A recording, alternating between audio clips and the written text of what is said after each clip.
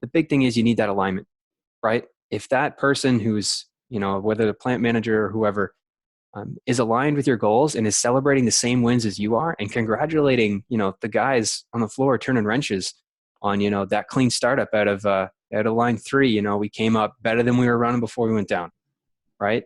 That's the kind of thing that really can kickstarts the whole program. But to get that alignment, you got to go to what they are looking at. What are their metrics? What are their KPIs? And how do your metrics and KPIs tie into theirs?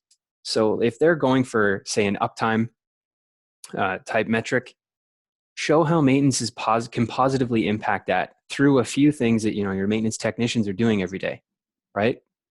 Show them an RE analysis, of infant mortality after startups and how hard that is on equipment if you don't start up clean out of a downtime.